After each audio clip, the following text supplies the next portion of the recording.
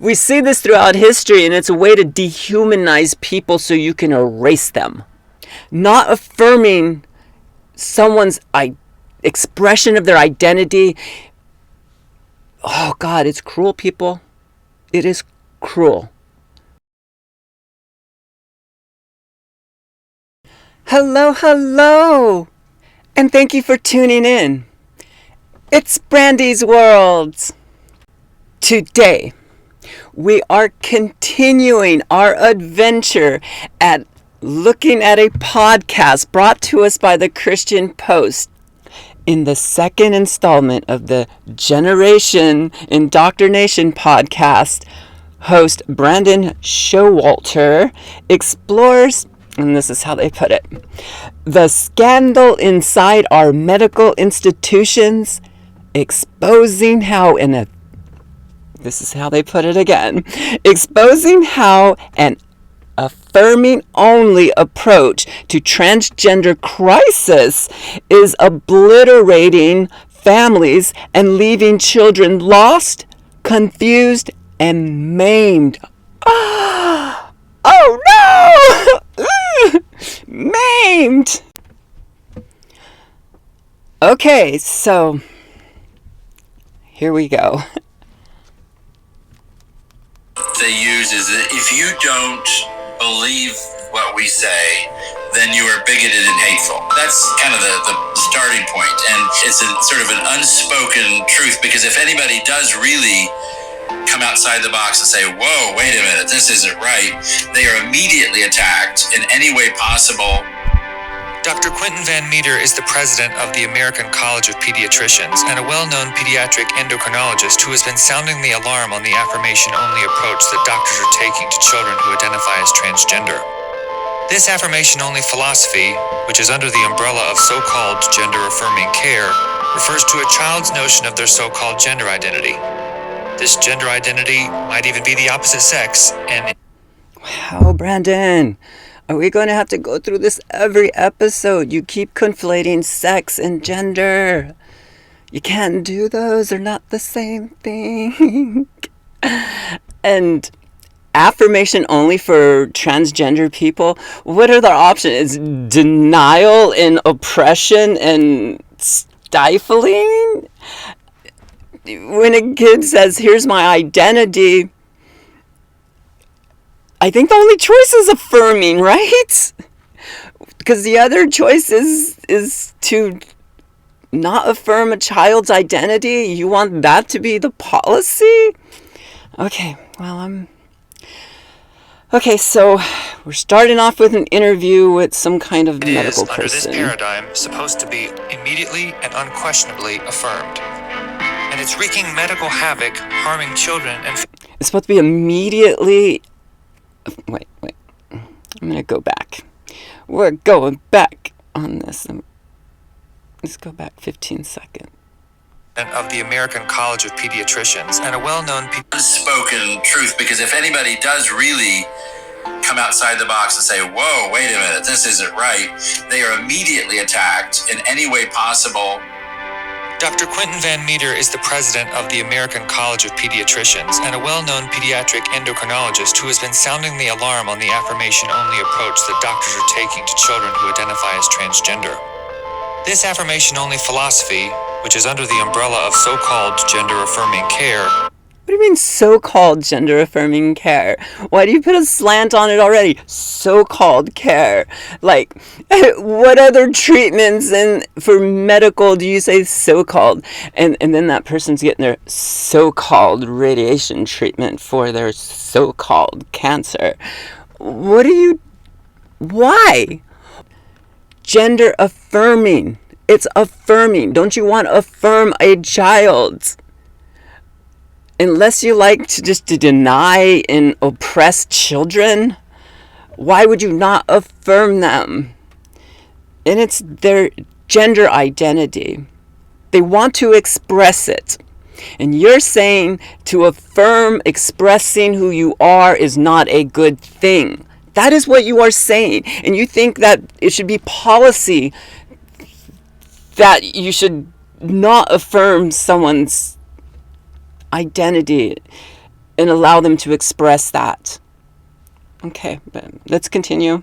Refers to a child's notion of their so-called gender identity.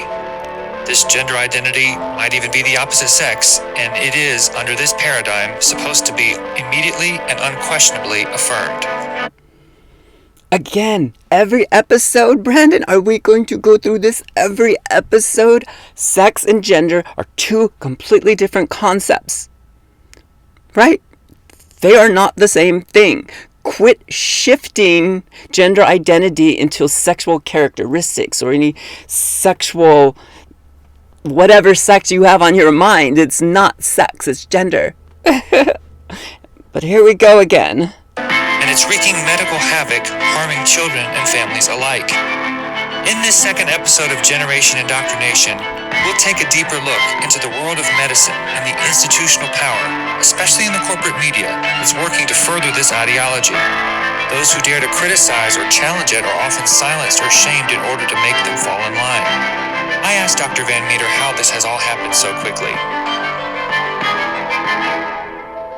Dr. Van Meter, it sure seems that a crucial part of how this has been allowed to escalate with such... What is the this that they're referring to, right? You notice that it gets very vague when they say, we don't want X to happen. Well, what is X? Well, we're just going to refer to it as this. What they are talking about with the X or the this that they are referring to is existence. Me, a transgender person existing in our society. Other transgender people existing in society. Transgender people of different ages existing in society. You don't cross an age barrier and then you can graduate to being trans. Being trans is something you discover about yourself. It exists within you. And what I mean by that is your gender identity from within you is discovered and you want to express that. And that identity does not align with the assignment placed on you. Those labels that were placed on you based off of your sexual characteristics of day one. When those things don't align, when your label assignment does not align with your inner identity, your gender identity, what do you think makes us trans? It's that. It's the misalignment. It is not having the correct label placed on you, because not everybody belongs in a labeled box or a labeled column or a labeled binary. Not everyone's gender identity falls into our binary concept, and not everyone belongs in the box they were assigned to or the column they were assigned to at birth. If you want people to express themselves, allow them to express themselves. And that is what they are trying to deny. That is what the it is. That is what the this is. It is existing and expressing. Remember that. Whenever they say this is causing damage, what they're referring to is existence and expression. I exist, I discovered my gender identity, and I express it. My existence and my expression is their problem, is what they are labeling the this. Follow it. Follow what they are saying. Rapid speed is a sort of stealthy institutional capture, which then allows it to spread like wildfire, and media will defer to groups like the World Professional Association for Transgender Health, WPATH for short, and that's an activist group. WPATH is, oh my God, this is what all of the medical experts use, is the advice given by WPATH.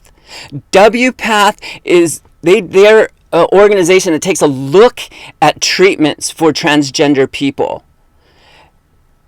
They're brushing off the experts. They're saying, oh, all of these experts who are laying out foundations across all of our medical treatment and saying, yes, gender affirming treatment works. The WPATH says so because they've looked around and they've studied all of the medical stuff and they've talked to the medical experts, not just the one who disagrees with them, but the 99 to maybe 98% who all practice healthy, safe, gender-affirming care.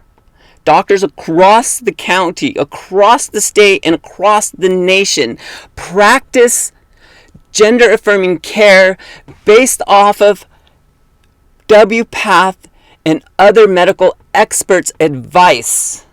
So don't let them just brush off WPATH as just some activists. They are not. They are experts.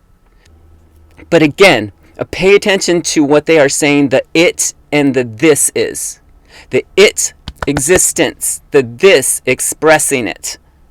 Not a group of pediatricians or doctors. These are activists. There might be some doctors among them, but so from your point of view, how... There might be some doctors among them, but we're not going to listen to those doctors because they don't say what we want them to say. This doctor right here, we found the one. I'm sure they're going to find about 1% of experts that are not informed, or maybe their bias is so great that they can't get past the consensus across the medical field. But we're going to listen to this outlier of the medical experts. Remember that. This gentleman they are talking with, they are interviewing, he is an outlier. He is not the consensus. Has this ideology spread so quickly through all of the professional societies? Through colleagues in their academic institutions, their division heads who will say, I'm sorry, you're not speaking for this university. This is your personal opinion, and this is bigoted and hateful, and we'll have none of it. And if you don't retract what you wrote, we're going to have to reconsider whether or not you'll achieve tenure and whether or not you can publish in journals, because you're representing us, even though the article states that it's your personal opinion. If you are from our institution, we are going to be branded as promoting this with our faculty members, and we'll have none of it. So that's how it's browbeating, and that it is browbeating. So this guy doesn't agree with the existence or expression of trans people, and he has an issue with that, and he writes about that. In his university who pays him, who's like, well, we have a reputation, you're on our faculty, what are you doing? We do not agree with this opinion that you have.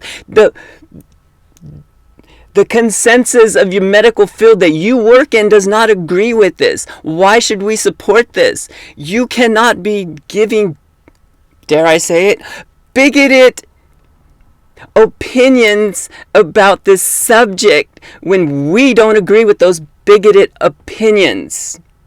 It's not that the person is bigoted, it's that their opinions are bigoted towards people, bigoted towards transgender people. That's why they are bigoted opinions, because they are harmful and hurtful towards us, and they don't have to be. It's being mean, y'all.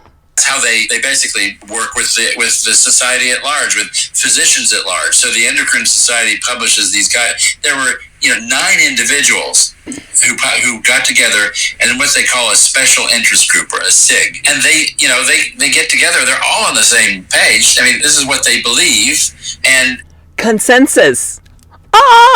They just sort of talk amongst themselves and pat each other on the back and say, hi, how are you doing? Yeah, let's get this done. I like this idea. I like this idea. Well, this is even better. This is what we're doing in our center. Let's put this in as a recommendation for care. We'd really like to get past these idiots who are in the way. These idiots in the way. So he wants to say, like, I'm standing in the way and you're calling me an idiot. Well, what are you standing in the way of? Ask yourself that question. You admit you are the one that is in the way, and your colleagues are calling you an idiot, and you don't like that. Well, without calling you an idiot, what are you standing in the way of?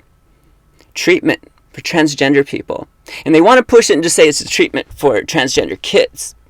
But it's not just that. He's not giving his opinion just for kids, like, medicine, like, medicine only works on adults and it doesn't work on kids that need it.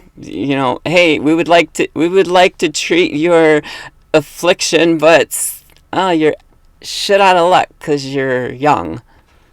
No, you have an affliction.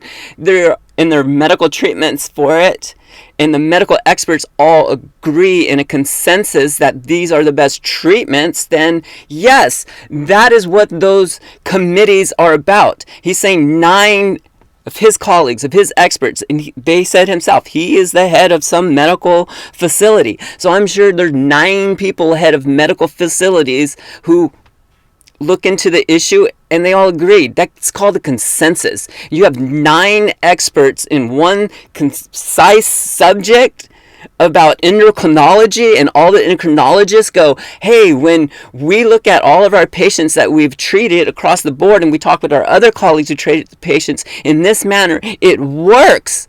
Wow, that's amazing. We can treat this affliction that is affecting this community of people, and it seems to work every time we use this method of treatment. Okay, let's tell the rest of the doctors that seems to be working pretty good. Oh wait, there's one guy who doesn't quite get it. And I'm sure throughout the time of medical history, every time that we had a social issue that butted up against our medical issues, there were idiot doctors who also tried to stop it. Oh wait, you can't treat those patients with these patients because they have a different skin color than those patients. The patients with those skin colors get that type of treatment, and the patients with a different skin color get a different treatment. Does that sound familiar? That is what is going on here. You're saying these people have an identity and they express it in a way that we don't agree with socially. Therefore, they don't deserve the treatments that all of these other colleagues agree will help them. But we're not going to give it to them because bigoted reasons. I don't know the reasons. They're bigoted. I don't know. Whatever reason. Try to come up with a reason to deny people medical care that is proven to work for them based on who they are. You don't want them to get that treatment. The reason to not give it to them because of who they are can only be bigoted reasons. Right? Try to think of a really good, clever reason to deny somebody because of who they are, especially here in the United States when we say we the people. We believe in equality. At least that's what we try to tell ourselves, right? And guess what? Transgender people are people just like the rest of the people in this country. So, yes. You're standing in the way of treatment of people. And the it you're trying to stop is them existing and them expressing themselves. But let's continue with our story here. Pressure in the medical field isn't limited to the physicians at the helm of influential entities governing professional protocols and their public policy stances. It is also felt in the doctor's offices and involves the coercion of parents, moms and dads who are, many times, already reeling in confusion over the internal turmoil their children are experiencing. The affirmation-only approach seizes upon this frenzy to push parents toward affirming and even transitioning their children. While a handful of European nations are now moving away from this medicalized pathway. What is moving away from affirming care? It's just denial. What other direction can you go? Right? A child comes to you and says, I have discovered that my gender identity is not aligned with my assignment. I would like to express my gender identity. It's going to take some social changes. So, and maybe in certain kids' situations, depending on that situation, that very individual situation, you may want to stop or slow down an unwanted puberty that child may face. So, yeah. Those are treatments we're talking about for children. We're talking about socially expressing who they are and getting support for that. That is key. Children need support, no matter what they're going through in life. A transgendered child who wants to express themselves will need social support. They may want to express the name that best fits them and expresses them, and the expression of the gender identity is a reflection of the gender identity. So, as I've said numerous times before, you cannot see anyone's gender identity. No one can see your gender identity. Everyone and anyone can only see your gender expression, and you can only see the gender expression of anyone else you look at. Gender identity is innate within you, just as handedness is innate within you. And you can access it and you can express it. Both of those things. But to deny the expression of either one is cruel.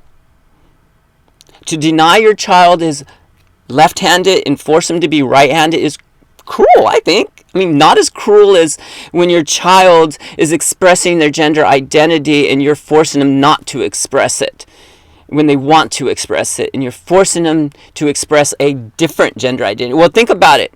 If your child is not getting affirming care, which means the affirmation of expressing their gender identity, if that is not being affirmed and being denied, they are still expressing a gender, are they not?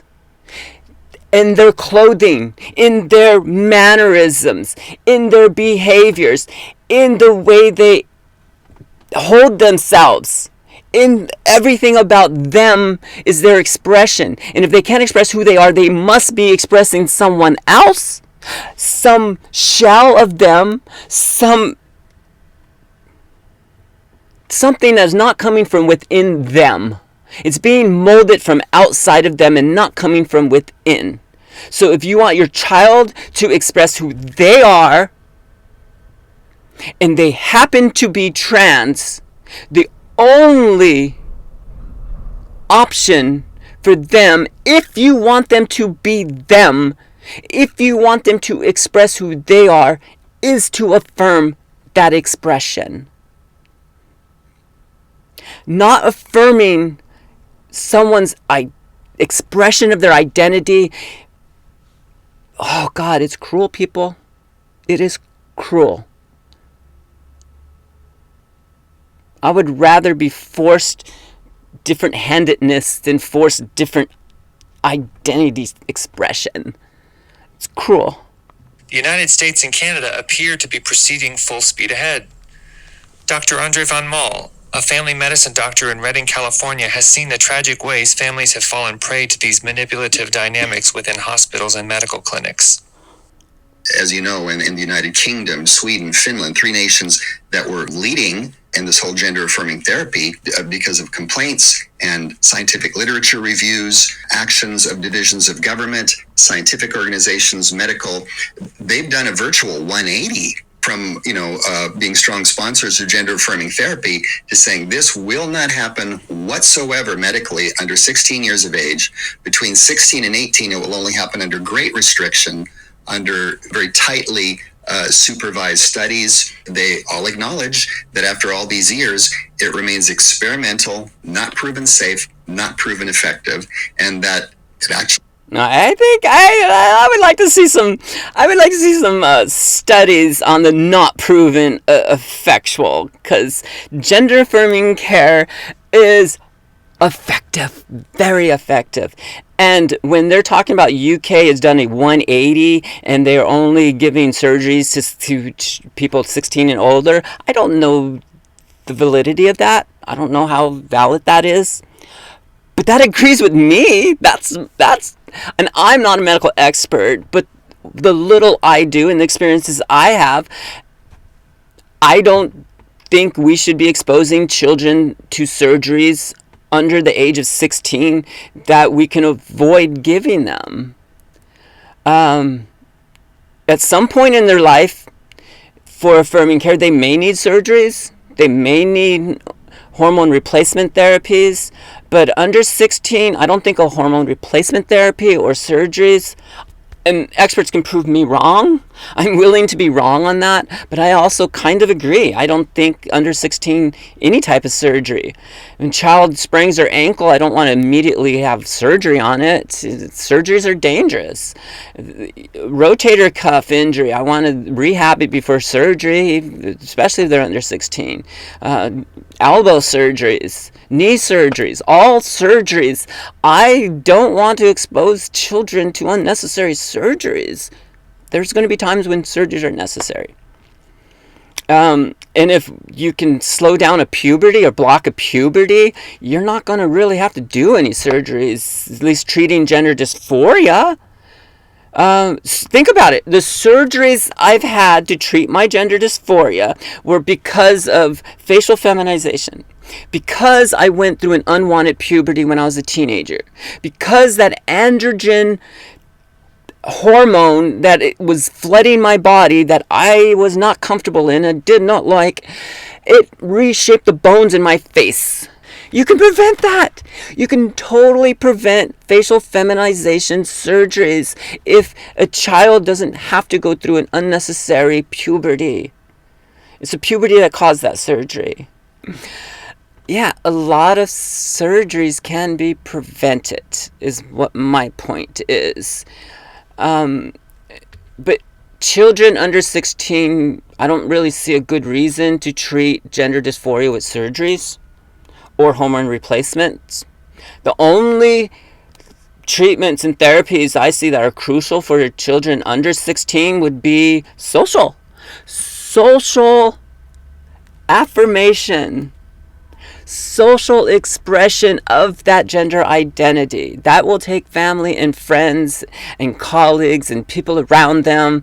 It will take a village. And that's what they will need. And they need the whole village to be on board, not thinking that they are a monster because they're different. That's a huge thing. The poisoning of the well of the trans community, the making us into monsters. That's ugh. We see this throughout history, and it's a way to dehumanize people so you can erase them. And we're going to continue on. Here we go. Okay, y'all, I had to jump in to give you a trigger warning. There will be discussions about suicide for the next couple of moments. So if that triggers you, please skip forward about 3 minutes. Thank you, and let's return to our conversation. We can't show that it does what it's claiming to do in improving the mental health, let alone suicide reduction of the people who... Oh, bullshit. Oh, let me rewind that again. Let's listen to that. That after all, to gender affirming therapy is saying this will not happen whatsoever medically under 16 years of age. Between 16 and 18, it will only happen under great restriction, under very tightly supervised studies. They all acknowledge that after all these years, it remains experimental, not proven safe, not proven effective, and that it actually can't show that it does what it's claiming to do in improving the mental health, let alone... Right there. No, he's wrong. Gender affirming care, treatment for gender dysphoria absolutely reduces the suicide rates, especially in children, because as we just spoke about, the gender affirming care for children is mainly social. It's mainly pronouns that best describe their identity. It's the name that best describes their identity.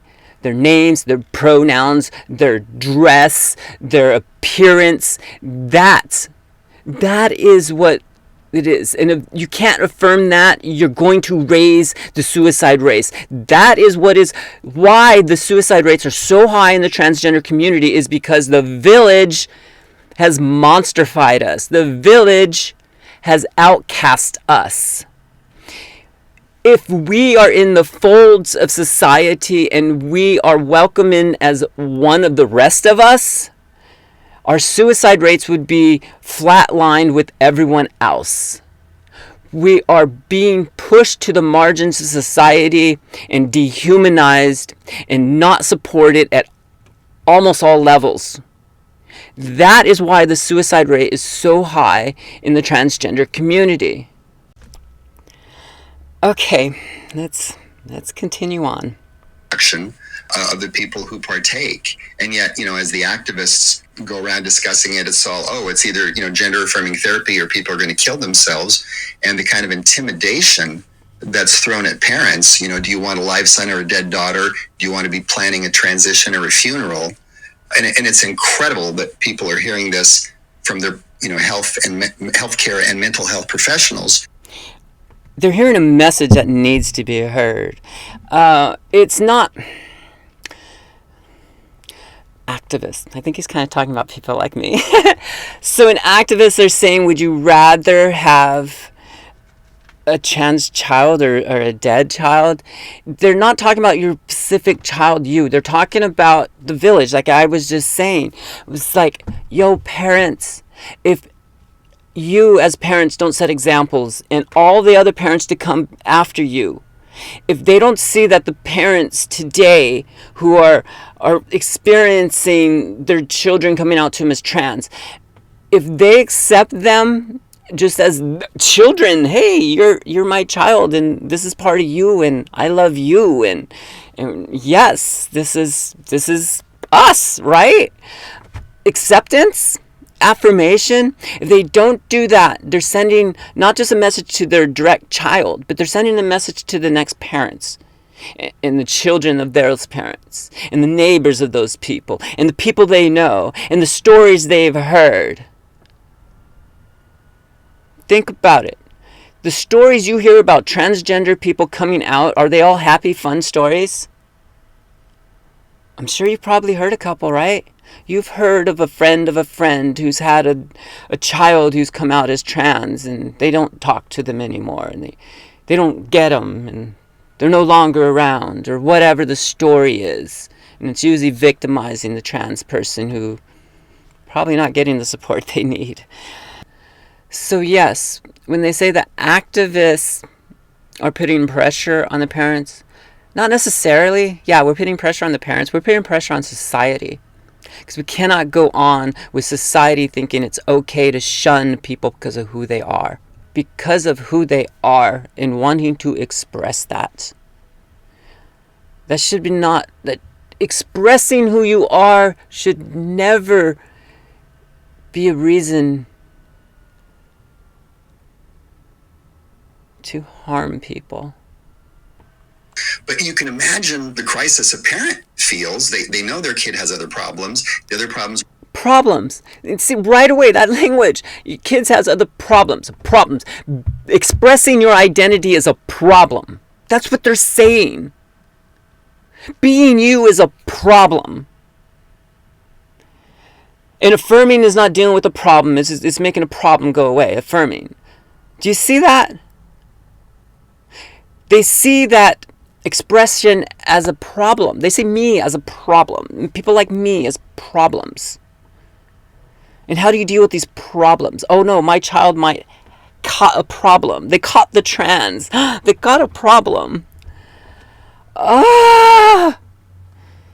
Being ignored, great concerns, yet these authority figures in their life are throwing these kind of threats at them. It's hugely disorienting for a parent. These issues are particularly horrific, considering the force with which they have been pursued and the flippancy with which Yes, the force in which they are being pursued. Why? Why are activists so pursuing people to put up a flag and going, transgender children are dying at a rate that is way too high. They should not be dying at this rate. They are dying. And activists are going, we see why they are dying. There are solutions to that. It is a social solution. The solution is affirmation. Affirmation of their identity. Affirmation of their expression. Affirmation of their existence as a transgender person. When that is denied, it drives up the death rates by suicide. When you don't have access to decent human rights, the right to be you, the right to express you, When society says expressing you is a problem,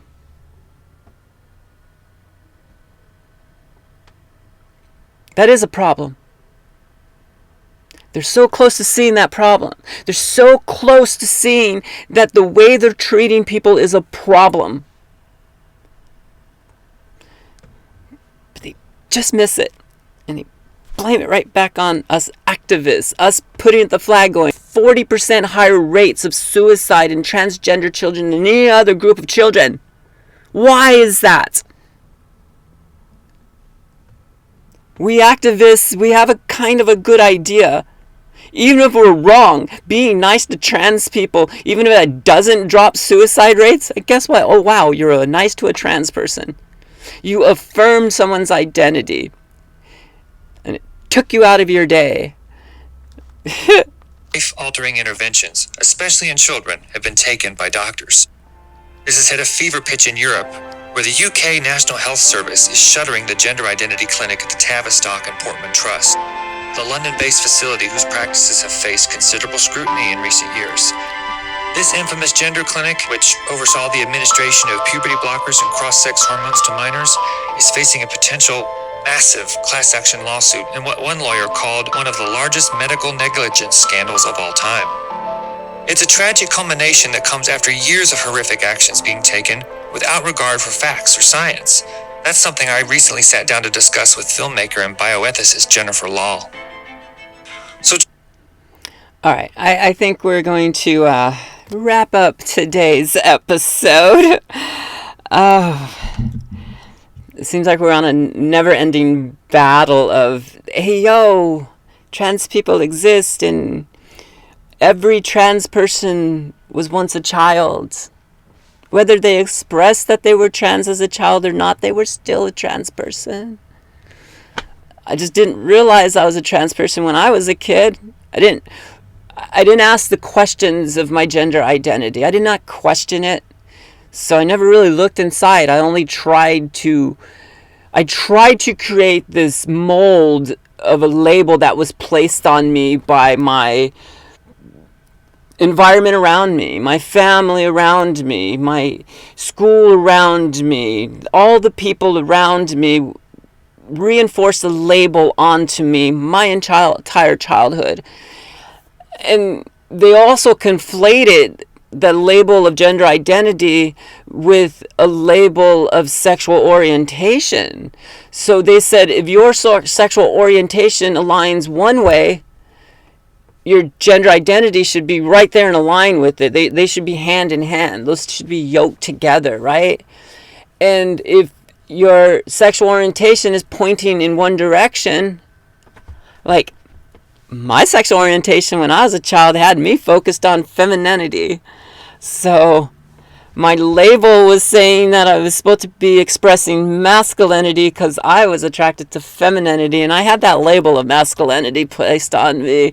And I tried to live up to it. I tried and tried and tried and tried and tried and tried again. I never looked inside to see if I could find that inner identity and express it. No, that was shut down. No questions asked. The questions were answered. Found my sexual orientation. Wasn't unclear about that. So with that gauge of knowing my gender identity when I was a child, I know my sexual orientation, therefore I know my gender identity. I didn't ask the question to my gender identity. So on a daily basis, when I was uncomfortable in my skin and couldn't figure out why I never fit into labels that I was supposed to fit into, never felt comfortable expressing those labels, didn't know I could step outside of that box I was assigned and express who I am, or I could look inside me and discover that and express that. If I discovered my gender identity when I was a child,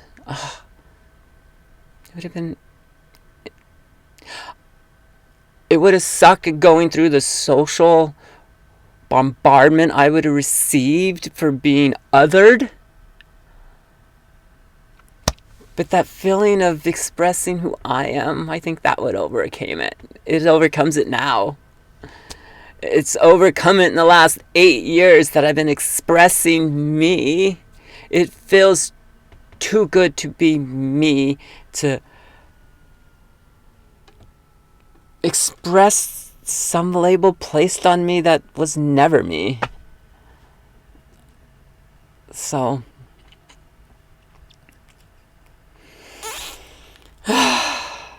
this is we're going to wrap up this portion of episode 2. We only got not very far into this episode, and we're going to probably stretch it out to a few episodes, because the things that come out of these people's mouths, oh my goodness, we have to address them. So I am going to say bye-bye for now, but remember, love yourself, but more importantly, like yourself, and treat people the way they want to be treated. Bye-bye for now.